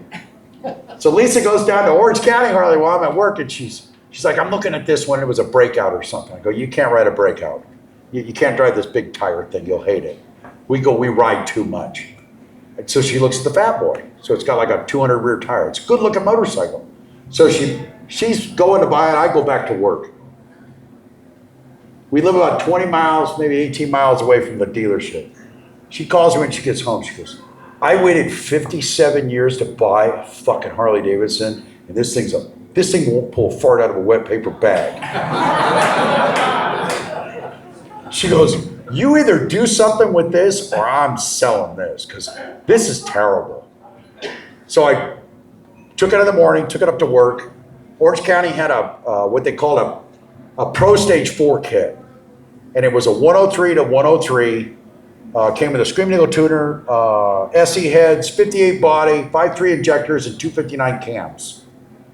So I bought the kit like, oh, let's give it a shot. Put it in, well, let's tune one of these stupid things, right? So I get it tuned, get it all done. Her bike sends up, Vance and Hines makes me up. I call a buddy of mine at Vance and Hines, I go, hey, I need something cool for Lisa's bike. I want some sweepers, but I want a 2-in-1. So they actually built me a set of sweepers, like you've all seen, right? But it was actually a single muffler in the center, 2-in-1 with a collector. It looked like a set of sweepers with 2 tips on it. It was bitchin'. It was bitchin'. It had the best sound. It sounded like a true fucking Harley with a big cam in it. It made 117. And at least I think put 40,000 miles on that thing. Absolute fantastic motorcycle. First Harley motor I ever built. Easiest thing in the world. You gotta measure shit on these things. There's like 10 things to measure. How do these guys fuck your guys' bikes up? I don't get it. I mean, go buy a GSXR 1000 motor and tear it all apart and measure that son of a bitch and put it together. It's a whole different world. So anyways, I do her bike first, and then I put a tire shredder in my 15. Oh yeah, now this is a nice bike. And then I got into the Harley thing, like all you guys. Next thing I know, every fucking day, I gotta buy this, I gotta buy this. Oh, I don't need that, but I really need that. I need the t-shirt, I need the boots, I need all the crap. Anyways, my bike ended up making like 117 and 115. And it was a 110 tire shredder kit. So Screaming Eagle still used to make a set of 10.5 to 1 pistons. I took it apart, put 10.5 to 1 pistons in it, made 122 and 120. And that's a true number of what it made. It's a great motorcycle. I rode it for 50,000 miles. And then, did I get my Gen 1 before you? Yeah, so I forgot his name. He's a very well-known engine builder in California. He's gone now. He's been gone for quite a while. Anyways, his brother bought a 21 Street Glide. His brother was like, how old are you? 86? 5. Well, this Five. guy was 86 years old. So he brings me his bike and says, I want you to build me a motor. So I built him a 131. I use a 7.8X cam in it. It makes 142 and 153 pounds of torque. So this old man takes it out, he takes it home, calls me a year later, goes, Mick, man, it's got some check engine lights, can I bring it down, let you check it out? Brings it in, it's got 172 miles on it. And he says, is there any way you can slow the throttle down? It's got too much for me. That is sacrilegious. Slow. It's a true story, right? I know. And I said, there's no way I can slow it down for you. You need to just buy a stock bike because you're in your 80s. Let everybody else have the fast shit. So anyway, But I ain't it that ugly. so he says, you know anybody wants to buy it? And I said, I want an MA. And he says, well, what do you give me for it? I said, I don't know, what do you want for it? He said, I don't know, I want like 40 grand or something. I said, well, that's too much. It's already a year old. So anyways, it's been a friend of mine forever. I ended up getting it for like 25 grand. So I ran home, got the cash, came back, and I'm like, fuck yeah, I got a brand new MA with a 131-inch motor in it. How do I beat this? Now it's forks and all this other crap. And then I think we came to Sturgis, and Lisa had her Fat Boy. That was like not doing so well with all these new M8s. So we get home and she orders a Road King. We got an 02 Road King, Gen 1. So I do a cam and just like the same crap I did to her bike out there. Cam, throttle body, tune, pipe, suspension, all that crap on it. And then she rides my bike, and next thing I know, we're walking out of Black Hills the year after, and she's got the guy following her with the cart, and she's got a 131 kit in the cart. She's like, that's for my bike. Needless to say, that's where we went, and then, so funny story, I hadn't sold my Gen 1 yet, and I wanted a new road glide, because I've always been a street glide guy. But I'm from sport bikes, so at 110, 120 mile an hour, a street glide truly sucks. So I want to get a road glide. And I told myself I'd never own a road glide. So I kind of eyeball and I'm like, hey, I really like the new Gen 2. I really like the CVO. I really like this. I don't know if I can justify this money. And I sent Lisa out to get parts at some Harley dealer that was like 25 miles away. It had a $3 part I needed. And she calls me when she gets in the car. She goes, man, have you seen this black one with like the checkerboard on it? And I had just seen it like the day before. She says, I had to go back inside and look at it again. Bingo, I got an okay right there. So I haven't said shit that I'm buying one. So I called Greg at Huntington. I go, you got a hot lap over there? He goes, I sure do. It's right by the door. I go, put my name on it. So it's Saturday, and we go up there after work. I closed at like 2 o'clock. I go, honey, we're just gonna go up there and get some parts. We walk in the door, and then she's kind of like, doing the typical go buy more t-shirts and hats and all that bullshit. And so I go over to Greg, I go, you got the paperwork? He's like, yeah, it's all set. So I go in the office, write him a check. And so as we're walking, I go, honey, look at my new bike. She's like, you're not buying that. You're right, I already bought it. So I came home, got built, yada, yada, yada. And then I let her ride it once, and then she was hooked, and so she says, well, do I get one? Yeah, no problem, honey. So we go up and we buy this red one. She does the whole thing, dinging the bell, all the fun stuff that comes with buying a new Harley. And I do the cam and throttle body and tuner and pipe and bars and all this hoopla bullshit. And we have a local biker bar. It's been there 99 years. It's called Cook's Corner. And it's there you go, Cook's Corner. It's a fun place. Everybody's great that's there. It's just cool. So she walks out, we're walking to our bikes, we're gonna head home, and she sees the right engine cover says 135 on it. She goes, you know what, I'm gonna ride your bike home. I'm like, no, you don't wanna ride my bike. My bike's too tall, you won't like it. Anyway, we trade motorcycles, ride home, next thing I know, I have to put a 135 in hers. Yeah. I went by you on your bike, like your Tiger Fence. And whoever said it was cheaper to keep them was bullshit.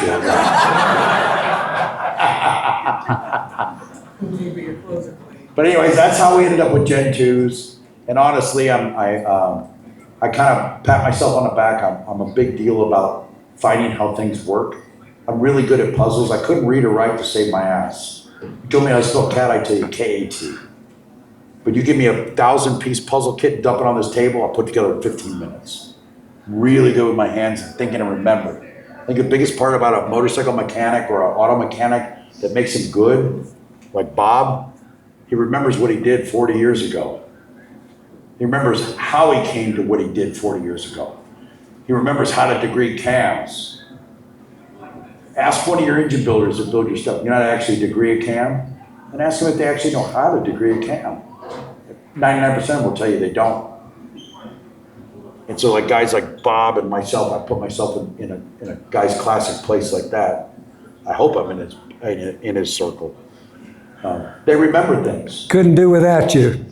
And that good-looking lady over there. You need to thank the Lord for her, buddy. Because she's expensive. This is like Ford versus Chevy. So anyways, I think that, you know, just to educate you guys that own the bikes, you guys own the bikes, it's your checkbooks. Learn where you're taking them to. Learn what the guy actually knows. Listen to him when he talks. Does it sound like he's full of shit? Or is he trying to blow smoke up your ass? Like he thinks he knows what he's talking about. Yeah, you need this 690 lift cam. What do? I ride 2 up and I never go above 3,500 RPMs. What the fuck do you need that for? So he's got some stupid dyno number, you gotta rebuild this stupid motor every 10,000 miles? That's ridiculous. I can tell you, the Harley motor lasts. Simple maintenance. I got guys with over 100,000 on them that are making 130 horsepower, not 42. Knuckleheads. 43. 43. Right. Anyways, I talked enough. It's your turn. I don't know what I can say to top that, folks. Anybody got any questions out there? Or? Yeah, anything you guys want to know? New products, lifters especially, are they all that you're hoping that they are? Well, the lifters, we released the 2.0s. That's been a nightmare for about, I can't tell you how many years. And everybody's had lifter issues. And, oh man, we took a huge bath. We developed a new lifter that with no bearings in it. Really tested. We put 20,000 miles on the dyno and 20,000 on the road. For a fortune and hundreds of thousands of dollars, no bearings in there.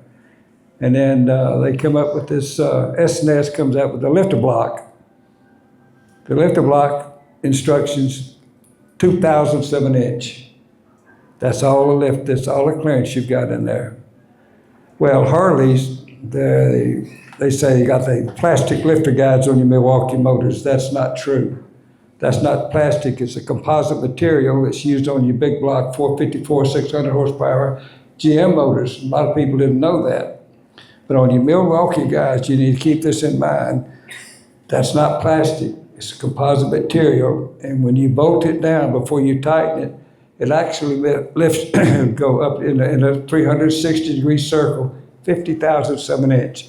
It will actually move when you're not like the S&S that got 2,007 inch. When that lifter goes vertical, you look, it's always going vertical, but your push rod's going off at an angle, and the higher the lifter goes vertical, the worse the angle gets. And they allow you 2,007 inch versus 50,000 from you. Stay with your stock lifter guides. They are not plastic. They're composite material, and they were designed by General Motors, used in all the 450 cubic inch, 600 horsepower, big block Chevrolet engines. So just be careful about that. We stay away from them. I'm not bad about them, but it's just like lifters. We had to get rid of those lifters. I spent tens and hundreds of thousands of dollars because they were killing them, because they would not let the lifter move when you locked it in place with no bearings. So, and after a couple, $200,000 or $300,000 hit, I had to go back. And on our new 2.0 lifters, we took everything in the lifter out. There's no moving parts, and that little old piddle valve that everybody knows when you lose your adjustment or you had push rods going up and down, there was a valve in there that goes up against the push rod seat, and it was beating those, tearing the little piddle valves, we call them, with 4 small holes that allow the feed of the oil to the top. So I said, we got to come up with a new way of doing this. We took all the guts out of our lifters now. There's nothing in there except the piston down in the very bottom that meters the oil. There's no moving parts inside the lifter. With the push rod seat, we restricted that hole down to 14 thousandths of an inch to feed the top of the engine, which is equivalent of using the old piddle valves that broke. So we got that out. There's no moving parts in our lifters now. We have not had a zero failure, knock on wood, to this point. They're doing it really good, and we use the exclusively, we use a 24 pitch on your twin cams, the tapered push rods, 18404-08s, because they are tapered. And we run 3.5 turns down from zero. We never have any failures yet. It's working out real good on the lifter issue, because that was a nightmare for many, many years, and everybody's had that problem with it. Probably everybody in this room's probably had a lifter issue at one time or another. So that's our latest lifter, the 2.0 though, and it's nothing in the lifter to break now, so a guy can't call me and say, oh, I beat this because I didn't adjust the push rods right. No, we got that solved. So, any questions? I got a 22 CVO street ledge, and I think the perfect recipe for watching the videos is the Woods 22XE with the 6.2 injector or 6.2 throttle body and the 5.5 injector. You said that's just good to go. 6.2 injector, 64 body. 64. The only reason you go to the 64 body, it'll run on the stock body with 5.5 injectors. But if you go to the 64 body, it makes the bike more linear. So the bigger the throttle body, the more linear the motor is. It'll have more horsepower, not much. Not enough to like, oh my God, that's worth it. But the linearization of the throttle transition is so much better because the M8s want air. You've got a 117-inch motor in it. And the 2.2XE, that's old school. You want a 2.3XE because that's got my name on it.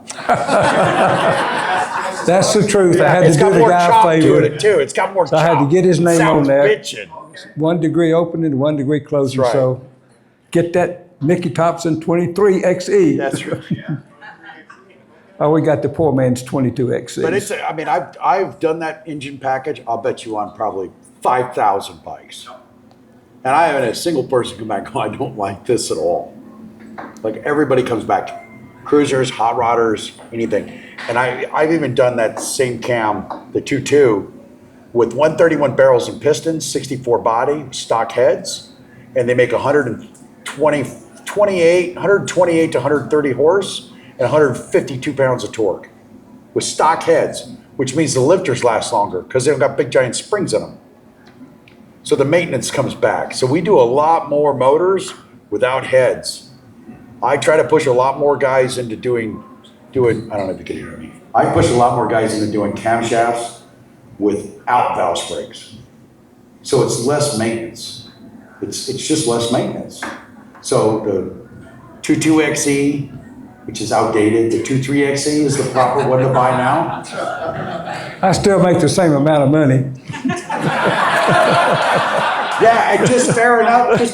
So like some guys will make these bullshit comments like Mickey's making money on this. I don't make any more money than the regular shop next to me. If he orders a 2.3XE and I order one, my fucking name's on the box, but I didn't make any more money. That is really the honest truth, for real. Yeah, he's a Jew. I tried. But at least my name ain't Cobenberger. I just made him buy me dinner. So we made up the difference. But no, seriously, I've done a million of those kits.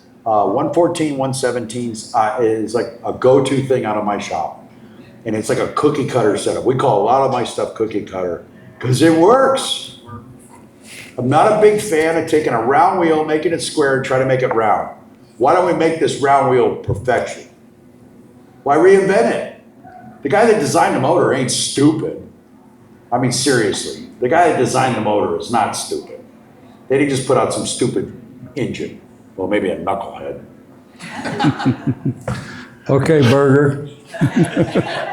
Hey, bring your knuckle out to the racetrack and show us how fast it is. And hit the first corner. Well, with when that you old get top school 200, frame. you get 200 horsepower, then you can talk to me because we've done it. So, you know, if you really look at it, like the engineers that built this stuff today, they're really smart guys. I mean, they're really smart guys. Obviously, you got the bean counter in the back that wants to buy this shitty part over here because he can get it for 2 cents less. They all do it. I worked for Triumph Motorcycles. We had these oil pressure switches. And I shit you not, we were buying like 25,000 of them. And this company over here says, we'll do it for half a cent less. We recalled every single freaking one of them. So it's the little components, but like the big components you're seeing come on these things, like guys talk shit, and it's like, there's a design in every single thing that actually works. Well, that's what you said, these building stock bikes run pretty good, you know? Yeah, They run I pretty mean, well. you said 23 or 22? 22, 22? the blue steel. So even in 23, they even put the race cam bearing in it. You ain't gotta put a bearing in a 23. 23 and up came with a good bearing. So it's like they keep improving with something that's improving. And they're really smart guys. When you sit down with some of these guys, they're fucking smart. Like they're way out of my league. I just know how to take their stuff and make it more refined. They got a lot of laws that they can't touch. I just break them. Yes. You got any questions? No, sir, Daddy. That's what I thought. You got any questions? Oh, yeah. You gonna move to Texas, honey? You guys need to move to Alabama. We live a little bit longer than you guys out there. It's my hero right over there. Been married for way too long. Way too long.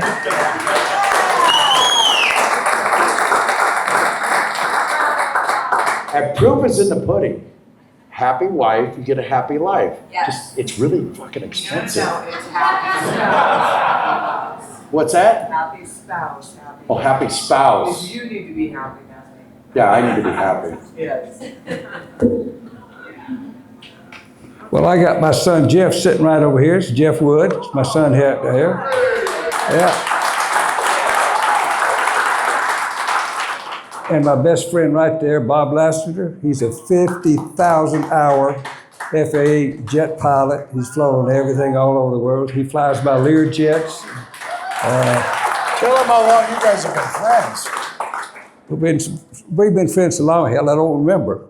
Longer than I've been alive. That's exactly right. Yeah. That's exactly right. No, Bob's 50,000 hours in jets and fighter jets. And I've flown F-4 Phantoms. I've flown almost every jet in the country.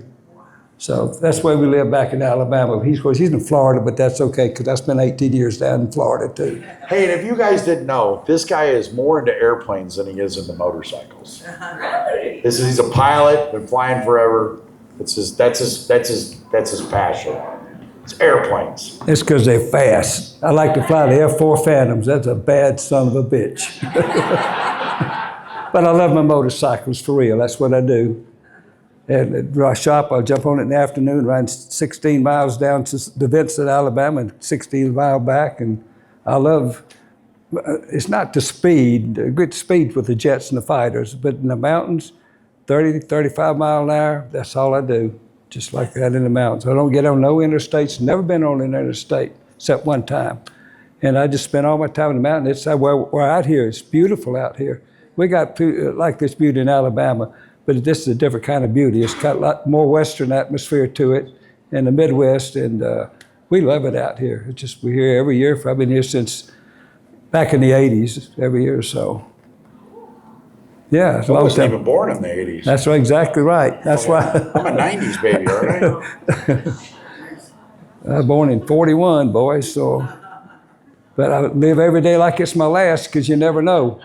That's right, and y'all do it. That's right. Live it on the edge. That's what Believe I've it. always said. Talk to this Then you get fellow older, right you don't here live and so to, much edgy. right there, and he'll keep you there. That's why I'm 86 years old and could fist fuck it, you know what.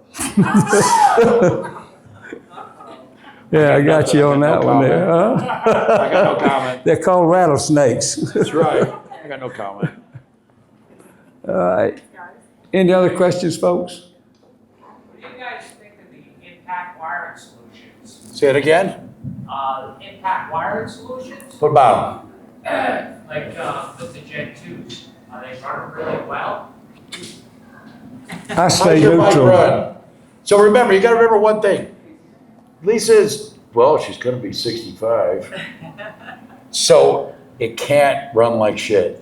No, It can't run like a drag bike. can't buck me off. It can't buck you off. It's got to be able to, we California, we split lanes. We don't sit in traffic, we split lanes. If throttles are doing this bullshit, so that's my biggest guinea pig on me making them run right. If she can ride it, she goes, oh, it's good. I got it. I can tell you on the Gen 2s, anything above, camshaft, air cleaner, pipe, I use Power Visions all day long. It's what I use. There are a lot of other tuners. I will tell you right now, if you use a TTS on it, it is married to that ECU forever. And even they used to have a thing on the Gen 1s and all the old ones where you could put it back to OEM. Can't do that anymore. He put some lock in there that when you crack an ECU with a TTS on a Gen 2, it is no longer tunable by anything else on this planet, including an SE tuner. So we use Power Visions on that. When we go to the big motors with big throttle bodies, I use the impacts on those. I'm working with Dynajet right now with the Power Vision to use the stock ECU. It'll save you guys like, $1,300. So I don't have to use an independent standalone ECU. I can tell you standalone ECUs, they take a different kind of person to tune one, because you even have to tune, literally I will tune throttle angle for startup. That's just one table. There's like 6 tables just for startup sequence. And you've got to tune them all to make them all work in sequence. So a lot of the guys just want to do the downloaded stuff. The Gen 2s are a little bit smarter because they're a torque base ECU, not a VE table based ECU. So with the downloaded tunes, they kind of will learn themselves back to wherever you have the AFR table at. So like the Dynajet tunes, like a PV4 for that. If you get a PV4 and just do one of their downloads, it actually works pretty good. You can improve it, make it better, but it actually works good and it gets rid of your stupid 112 mile an hour speed limiter, which we all know the bikes go way faster than that now. But I'm still alive, and those folks riding 112. Compared to a knuckle. Yeah, if I'm still sitting here, say it 45 more years. I'm an impact guy. I like them. I'm into hot rod stuff. Power Visions I'm into too. I do them both. But you really only recommend them for build motors. Say again, babe? You only recommend them for build Yeah, motors. right now when we do the build motors, because I'm working a lot with Dynajet. I've been with them. I've been with Dynajet since before they had a dyno. Dynajet was started by a guy named Dobeck and Sean Arnold. And I had a shop in 1988 was my first real motorcycle shop. And I used to take my customers' bikes and we would take them to K&N, the guys that make the air filters. They had a rolling road with a bulletproof room. And the exhaust went right out through the wall. And Dobeck had this fishing tackle box, which I had the exact same one. One side is all full of needles, the other side is all full of main jets. And Sean and I were like, I was really the rat, he wasn't. But Sean was a rat. And I'll never forget, we took one bike, it was called a CB1. Anybody, you guys remember that? It was a Honda, 1988 CB1. It was a 400, no fairing, cooler than shit. It turned like 17,000 RPMs. And it was a factory motorcycle, it was $29.99. So we took one of those to make a jet kit for it. So all the jet kits back in the day were made by Sean Arnold, myself, and Dobek. And then we cut the lid open and try to make a stage 3 out of it and all this other crap. So we'd make all these jet kits. And then Dobek made the Power Commander 1. It was just called Power Commander. It's a complete piece of shit. All it did was basically change the duration of the TPS signals. Didn't have anything to do with injector pulse width. It literally, we were just bullshitting. We were just bullshitting the whole fuel injection system. And then a big company came in and bought it from them. And it's been sold about 3 or 4 times now. It is truly a Fortune 500 company right now. Dynajet is a big company. It's not going anywhere. All these little ma and pa ones, Pizzazz, all the, FTECU, they're like a one guy making it go. When he's dead, the company's gone. TTS is owned by one guy. When he's gone, it's gone. Nobody's taking it over. And he's a really smart individual. He's from Harley Davidson. That's why if you guys remember the little orange tuner from Harley, and you look at a TTS, they look exactly the same. That's the division he worked in when he was at Harley Davidson. So when he left Harley Davidson, he started his own thing. That's where TTS came from. They're the exact same product, made by the same company that makes it for both of them. They just have different software that runs it. Sorry, I jumped way off scale there. I mean, I kind of went left field there. No, I use a lot of impacts. Ben that owns the company is like Bob, just A+. Like, you can call him on the phone, he'll talk to you. Call me on the phone, I'll talk to you. If I'm not got my head shoved in a dyno room, I will get on the phone. Bob will get on the phone. These particular guys are, they're in your best interest. They really are. They're not trying to just make a buck on you. They're really not. They'll talk to you first. You decide whether or not you want to spend your hard-earned money with these guys. A lot of truth to that. There's very few people really take time to talk to you really in this particular industry when you need help. Very few. It's tough. Maybe it's Cody from Rapid City. I told you I'd come find you if my bike runs like shit. Remember that? What do you say? He's hard. Say it again. Cody from Rapid City said he was gonna come to you if his bike was running like shit. And that's where he stopped. Well, Havasu, that's a hop, skip, and a jump. Where's that? Come on, my Mustang makes it there in 2 hours and 15 minutes and 3 gas stops. Bike runs good. Thank you. I appreciate it. My question is, the aftermarket world, there's so much bullshit. Before I sent my bike to you, I dumped a bunch of aftermarket bullshit in it. Cam plates, all that. It's a 23 ST. Thundermax, all that. You said that it runs fucking phenomenal. But what's your advice on the aftermarket bullshit? Like, where do you start and stop? Some of the stuff I really do like. Some of the stuff is really, really engineered well. Like what? Some of the stuff is take money out of your pockets. Well, what do you like that's aftermarket though? What? What do you like that's aftermarket? What do I like this aftermarket? Yeah. See, you don't like that much aftermarket. Well, Bob makes aftermarket camshafts. Okay, that's true. But like your cam plates, like lifters, like where do you guys? Honestly, I like Bob's lifters, S&S lifters, Screaming Eagle lifters. They're all good lifters. Cam plates, absolutely fucking useless in an M8. 100% useless. The only thing we use cam plates on are the 135 motors because they've got a stroker crank in them.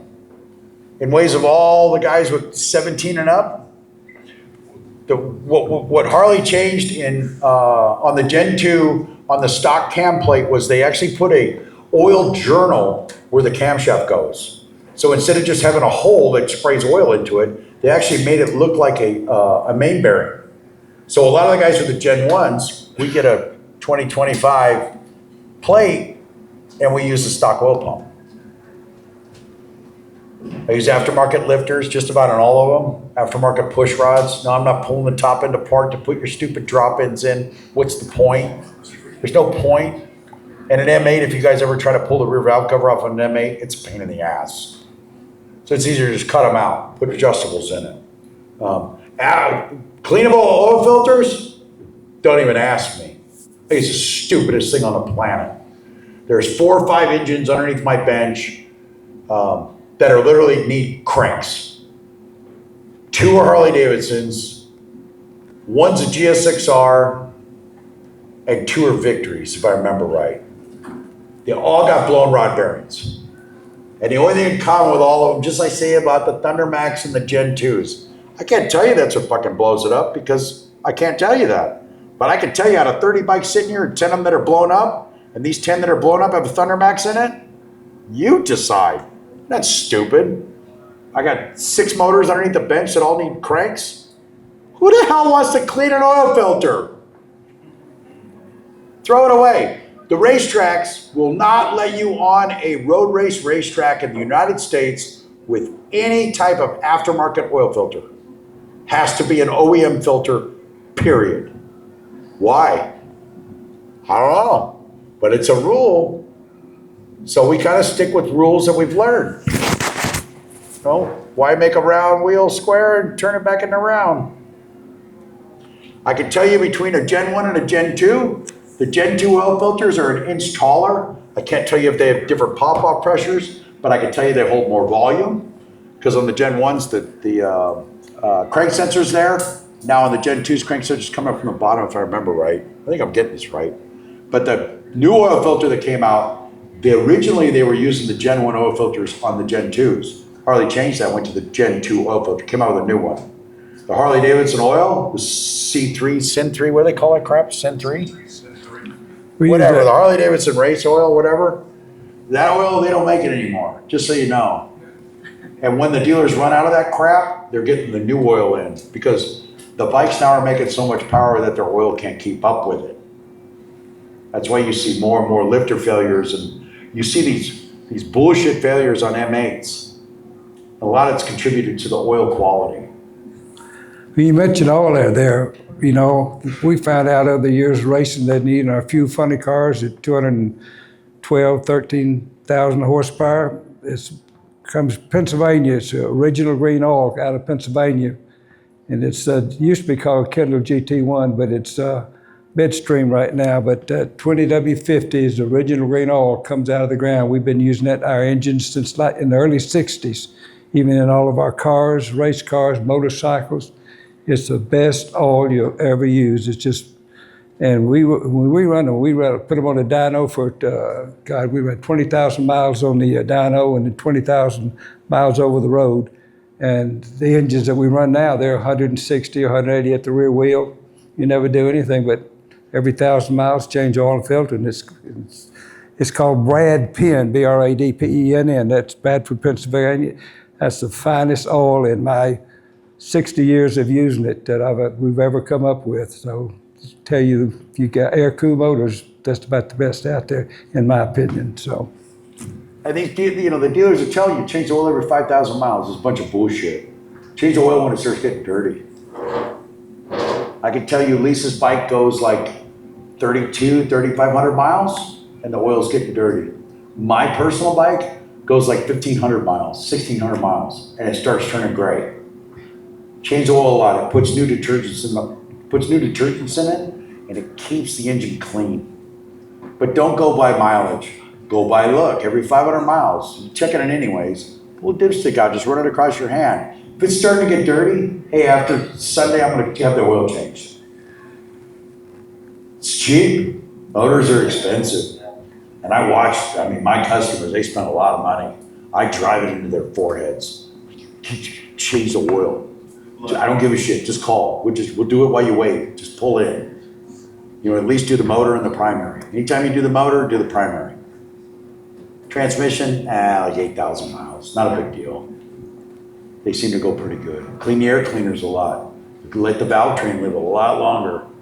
The parts will live longer with some simple maintenance. And you guys all like to tinker anyways. Fuck, half you guys live in the snow and then all of a sudden you're just cleaning every little crack and crevice. Well, there's 6 feet of snow outside. The snow where you're from? Not in Alabama. It's rare, very rarely. Very, very rare. There's enough rednecks to keep from breaking snow in there. Is that what it is? Yeah. So yeah, seriously, over-maintenance your bikes. You guys spend a lot of money on them. It gets frustrating when you see you guys spend so much money and then they come in and there's a half a quart of oil in the fucking thing and the guy's like, why is it making all this ticking noise? How do you feel about Amble? It's good product. It's a good product. It's been around forever. We were sponsored by it when we were sponsored by Yamaha in the 80s.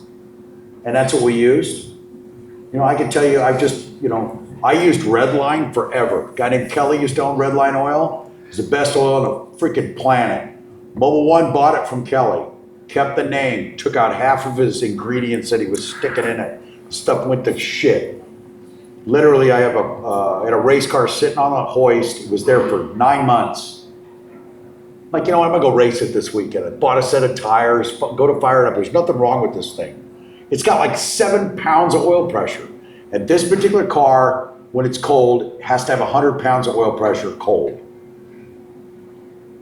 It had 7 pounds.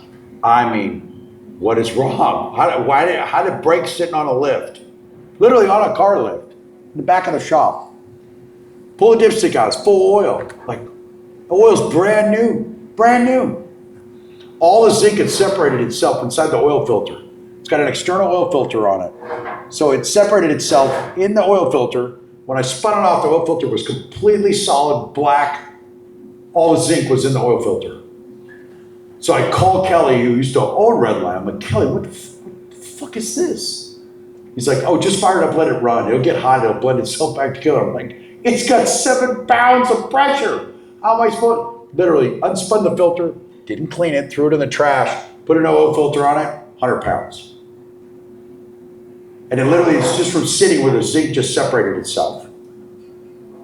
So Amsoil is a little on the older side.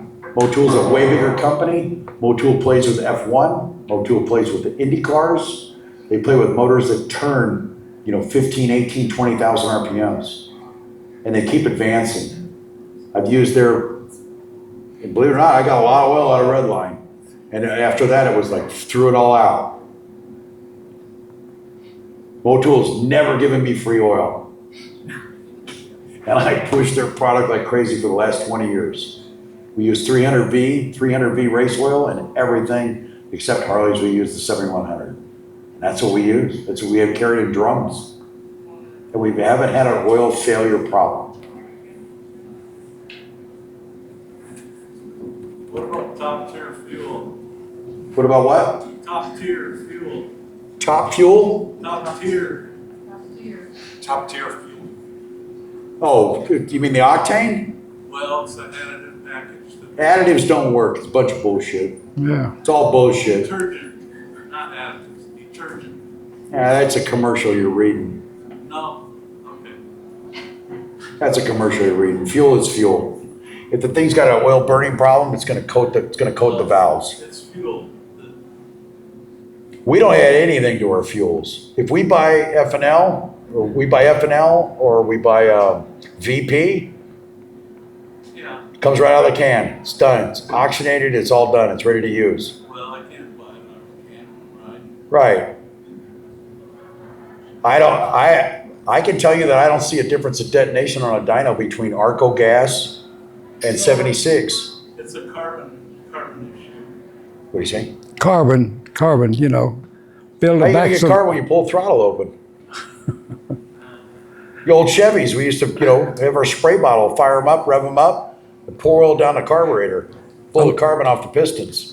A lot of that is generated, when you shut your bike off or your valve seals, they'll leak oil overnight, gets to the backs of the valve, gets to the top of the pistons, and that's why changing oil, a good quality oil on a local basis, you do that and keep your oil temps down below 215 degrees, you'll never have any issues, period. Well, that's another issue, keeping your engine cool. We keep ours no more than 212 degrees. I have a digital lipstick. It's in a Harley. You can buy it right from Harley Davidson.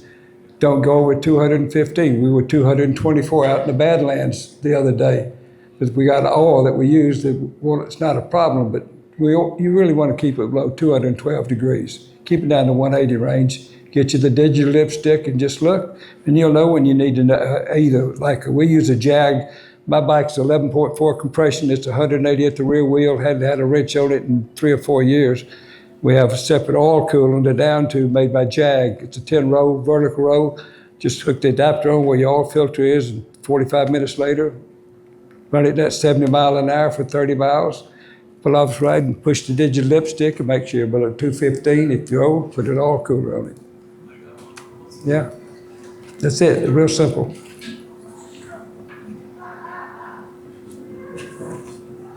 First couple of years of turning wrenches, plan on taking over the shop that I work at the next 5 to 6 years. You got any words of wisdom for a guy like me? Wants to know if you need a good hand, Mickey. No, Remember, not I'm big- totally, remember this, now not wait, big hold on on. like I'm totally deaf on this side, and I'm half deaf on that side. So he's saying he's working at a shop like 5, 6 years now? Yeah, I've been working at a shop for about 4 years now. Plan Okay. is for me to take it over next 5 to 6. Any words of wisdom? Words of wisdom. Words of wisdom to someone who's, like 5 or 6 years, he might be taking over a shop. Be honest to your customers. If you don't know what it is, say, I'll find out. Don't make up a story like you're don't try to make it like you're that smart. It's okay to not know. And actually people, older guys, we actually respect it more. Like if you told me like, hey, what about this? Like, you know what, I don't know, but let me make some phone calls. It's a smarter way to be instead of, oh yeah, you just need this and this and this because that's what I heard about, fucking 10 years ago. It doesn't work anymore. But if you're honest with the customers, and I can tell you, my business is fucking big. It's huge. And literally, I'm just honest. I'll tell you flat out, that sucks, that doesn't. You really want me to put that on your bike because you bought it? You don't want to put that on there. Just put that thing on Marketplace and get rid of it. You don't need that. Guy comes in with a whole pump and plate kit and all the bullshit. Like, you don't need that. What you need is a cam out of there. Cam, the bearings, push rods. That's all you need. You don't need all that other shit. And be honest with them. Don't try to sell them shit that they don't need. Because nobody needs any of this shit. This is truly a hobby. Nobody needs any of it. Nobody needs a fucking motorcycle anymore. When they were Honda CB360s, they were $360. You could use one to drive around. Now they're 50 grand. Nobody needs one. So honestly, if you're going to take over a shop, work at a shop, be honest with your customers. Know your limitations. Find out. Hire somebody around you that's got higher limitations and learn from the old man. Honestly, watch things. Listen to guys like Bob. Listen to guys like me. When I talk, it's because I know what I'm talking about. If I don't say it, I don't know. I'll tell you I don't know. I don't know jack shit about lifters. I don't know jack shit about building an exhaust system either. I do know after running them what works. And I'll give you my advice on what I've seen works and what doesn't work. But in ways of designing it, I don't have a fucking clue. I know how to measure motors. I know how cam timing works. I know how to do all yada, yada, yada, all this pump shit crap. But actually like designing a camshaft, I have no idea. I got no clue. Here, this is what I want. Just be honest. If you don't know, just like he said, just tell them you'll check it out. You don't know. Yeah. That's the best way, and you'll keep customers forever. Because if you tell them one lie, they're not going to remember the next time whether you told them that or not. So just be honest. Yeah, the more honest you are, you never have to worry about remembering what the bullshit story was you gave to the last guy. Yeah. Because his community's pretty small. Harley community's pretty small. I know there's a shitload of us here, but man, you guys all talk. You guys all talk one way or another. And it's the most incredible cult thing I've ever been a part of. And I love being a part of it. And it's like you got the guy with no money, you got the guy full of money. They don't give a shit. They still call each other brother. And I think it's the coolest thing in the whole world. And if you're just honest with the guy, absolutely everything about it. But if you tell him a bullshit story and then his friend comes in and asks you the same question, you give him a different answer, you look like a jackass. Because those two are going to go home and talk. And you didn't even know it. So the best thing to do is just And when they flat talk out, that talk, that's worse than a woman. And you know how that can be when you tell them a story. Yeah. Thank you, guys. Good luck. With the new 2.0 lifters, do you still think it's a good idea to change them every 20,000 miles? Yes. Yes, you should, really and truthfully. 15 to 20,000, Yeah. depending Tell on them your... I'm not full of shit about changing lifters. No, Go on, no, tell be them honest about with lifters. So my old street line, I put your cam in it at 10,000 miles. The factory lifters were already 4 Well, that's probably your oil. That's all I can tell you on that right there. But every 15 to 20,000 miles, you know, depending on your valve spring pressure, I run 220 on the seat just on our springs because I run a 678 or 650 lift cam. So every 10 or 15,000 miles, just depending on your speed, you can look at your oil. In other words, I get back because the oil, we never have an oil issue at all. I could probably run a lot longer than that. But just change it every 10 to 15,000. Make sure you check your oil temp before you can go into that. That's the critical about your oil. I keep it below 215. Go get you that digital dipstick from Harley and stick it in your bike tomorrow and run it 75, 80 mile an hour for 30 miles and they'll give you all the answers you'll ever need then. It is literally written in the Performance Screaming Eagle book back in 2005. If you put high lift cams and beehive springs in it, we recommend you change lifters every 7,500 miles. The engineers ain't stupid. We've seen over time, like my dad's engineering background is airplanes, mechanical engineering.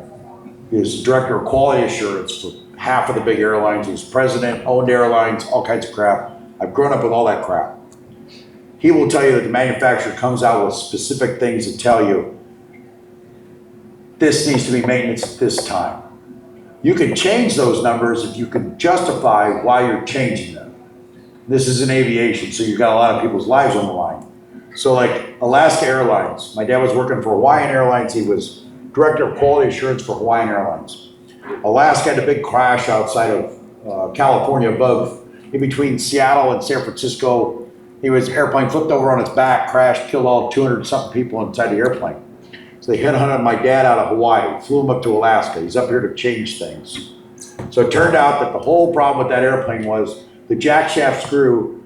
So the tail on an airplane has got a screw in it, and it's got a big whine on it like this. So when the stabilizer, which is in front of the elevator, moves up and down, the jack shaft screw is what moves the stabilizer. That's what stabilizes the airplane, right? Well, there's a big nut on the bottom of it. That nut needed to be serviced, I don't know, every 7,500 hours. Well, the guy that was in charge of quality assurance at Alaska Airlines said it needed to be serviced every, say, 30,000 hours. He was wrong. And he didn't do any testing where, like, if the manufacturer says 7,500 miles, you went to 8,000, you went to 9,000. You kept checking it till you found where it was bad.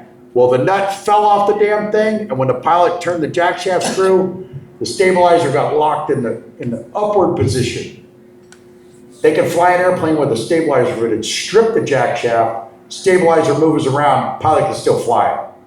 Jack shaft got stuck because the nut came off. Locked the stabilizer back, airplane flipped over on its back. As soon as a jet airplane flips over on its back, it loses all its hydraulics. He has absolutely zero control of the airplane. Just spiraled into the ocean and crashed, killed everybody. So in ways of maintenance, like Harley Davidson says 7,500 miles with beehive springs and big cams. Okay, so I've built enough engines in my lifetime and I've done enough Harleys and I've seen enough of them fucking broke that you can kind of justify. You can get away with a big cam and big springs up to 15,000. You're on the limit. You're truly on the limit. And I don't care if you're one of those guys that just bloop, bloop, bloop, bloop. It's just the pressure that it's pushing against it, period. Stock lifters, what, 20, 25,000? That's about it. Whether you're beating the shit out of it or not. And if the guy's not a big oil change guy, the detergents aren't there to keep the metal clean. It starts skinning the oil, the steel parts up.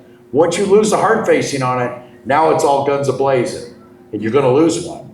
And you guys all know, hey, put a set of lifters in. If you've already got push rods, it's like 500 bucks. You guys buy a rear tire, it's $500. Put a set of lifters in it at 20,000 miles. A motor's 15 grand now. You guys all know it, you've all bought motors. You guys are all Harley guys, you all bought motors. You've all bought something for your engine. So spend it, you know, fuel filters. Harley Davidson never tells you it needs to be changed. Change it at 30,000 miles. All the plastic shit inside the gas tank, change it at 30,000 miles. You can rebuild the whole fuel tank internally for like 400 bucks. Parts and labor. It's a lot cheaper than a tow truck that's sitting on the side of the road for AAA to come get you, especially you guys that live in Alabama, like fucking middle of nowhere. At least we know where we are, we ain't lost. The one highway that goes through the town. That's all we need, ain't but 18,000 folks. Thank God they don't have a bunch of y'all over there. There's no secrets being hidden. Anyways, anything else, guys? So if you change. Just something on your mind? If you change your cam or your lifters, and your cam looks good, you just put a new lifter on your old cam? Absolutely. You can do that. You can put new lifters on an old cam because they're heat treated, actually. And it's safe to do that. But, you know, after every 10 to 15,000 miles, depending on, like on my bike, I run it, I change oil every 1,000 miles because it's 11.5 to 1 compression. It's a high horsepower motor. But lifters, you know, if it just oil temp, that's the first thing you do is to find where your oil temp at. That's going to tell you more than you'll ever imagine. But lifter life every 10 to 15,000 miles. And, hell, lifters ain't been about $200 or $300. So it's some of the best maintenance, and an hour and a half to change them, and it's just cheap maintenance. That's it. You know, you guys all got compensators. They go 30,000 miles, and I don't give a shit if you bought a Dark Horse or you bought some fancy fucking thing. They go 30,000 miles. It's a chain and sprockets. So the Dark Horse doesn't come apart, right? We've all seen people on the internet where the compensator is broken into pieces. That's normally the guy that's doing wheelies, burnouts, stoppies. He's ramming the shit out of the clutch. He's beating the hell out of the motorcycle. You guys been up here for 2 hours. Have we really? Yeah. Just so you know. Oh. Well, anyways, just some simple maintenance shit. Put a compensator in it. When you put a compensator in it, so you do the fuel system, do a crank sensor, and do a compensator. Put a new chain in it, a new tensioner in it. And you guys will not be stuck on the side of the road. It's really simple maintenance. And guys that buy the Dark Horse is like, oh, this thing will never break. The sprocket still wears out. Just like chain and sprockets, guys are changing Harley's chain and sprockets. The chain and sprockets only last 7,500 miles. Is it worth it for $1,500 to put that crap on your bike? If you're doing stunting and shit, you need a sprocket this big because the thing's so heavy it won't do a wheelie. Absolutely. But you guys that aren't beating the crap out of your bike, you don't need that. Some shop tries to tell you chain and sprockets, then shut up their ass. Because all this shit wears out. And then you got to pay to put it all back in. And you can't roll an old chain over or new chain over old sprockets. Anyways, well, at least I ain't that ugly. I'm 86 and he's got a long way to go. What you gonna look like then? Woo! I won't make it. Anybody else got any questions? Are you guys friends? We're best friends. Baby, we're not even as ugly as he's a good guy. Whenever I need a hitch a ride, I just call him up. He just flies in with his airplane, picks me up. Oh, man. Anything else, folks? Thanks for your time.